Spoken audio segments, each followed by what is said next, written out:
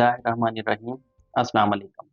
मेरा नाम डॉक्टर राना नासिर अली है। मैं एज ए माहिर अमराज नफ्सियात साइकेट्रिस्ट के तौर पे काम कर रहा हूँ। पिछले कुछ अर्सा पहले हमने एक वीडियो रिकॉर्ड करी थी जिसमें हमने आइस के बारे में, उसके वजूहात और अलामात क्या हैं, उसके बारे में तफसील के साथ बात की थी।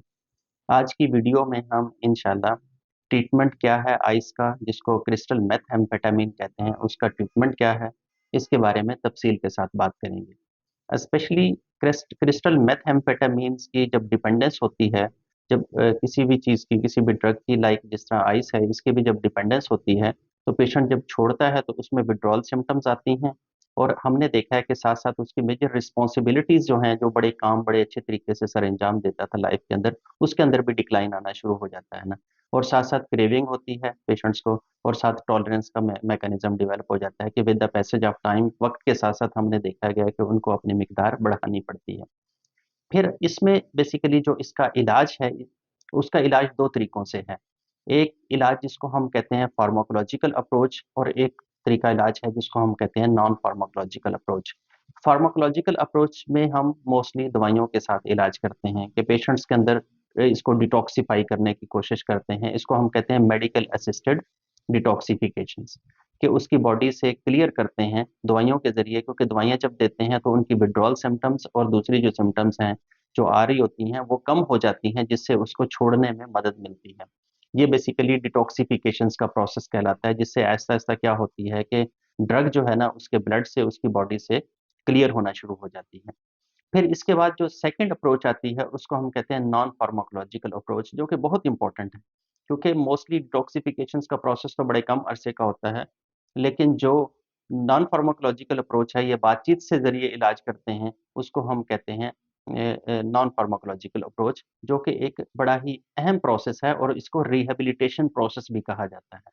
इसके अंदर बेसिकली करते क्या हैं, नंबर 1 उसके अंदर एक कुछ टेक्निक्स हैं जिसको हम नॉन फार्माकोलॉजिकल टेक्निक्स कहते हैं, उसमें एक सबसे इम्पोर्टेंट जो है वो सीबीटी है।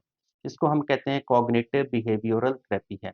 ये पेशेंट्स के या जो क्लाइंट्स होते हैं या ड्रग एडिक्ट्स होते हैं, उनके कॉग्निशंस के ऊपर काम करती है और साथ-साथ उनके बिहेवियरल मॉडिफिकेशंस करती है। बिहेवियर के अंदर क्या चीज़ें हैं बेसिकली, इसके अंदर सीबीटी का मेन मकसद ये होता है, या रिहैब का मेन मकसद ये होता है कि पेशेंट्स को जो उसके अनहेल्दी पैटर्न्स हैं, लाइक जैसे कि वो कोई भी थोड़ा-सा प्रॉब्लम आता है, वो क्या करता है कि सब्सटेंस इनटेक करना शुरू करता है। तो जो अनहेल्थी बिहेवियर्स है, अनहेल्थी पैटर्न्स है, उसको हमने स्टॉप करने की कोशिश करते हैं।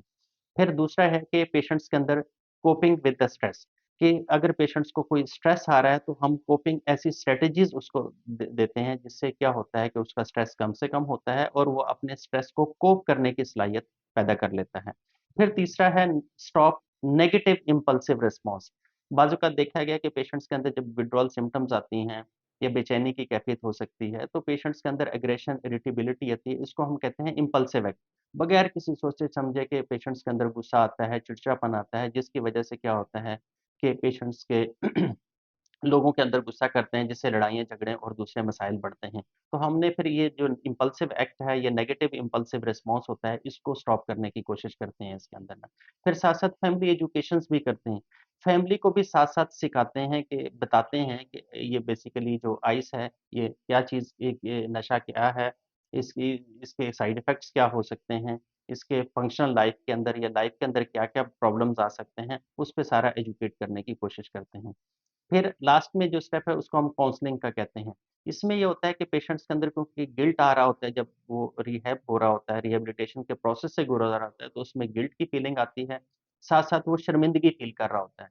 तो उसकी गिल्ट और शर्मिंदगी की जो फीलिंग्स हैं, इस पे काम करने की ज़रूरत है, इस पे उसको एजुकेट किया जाता है और उसको स्ट्रॉन्ग बनाया जाता है, ताकि वो मेंटेन रखे और ताकि दोबारा वो नशावर चीज़ की तरफ माइल ना हो।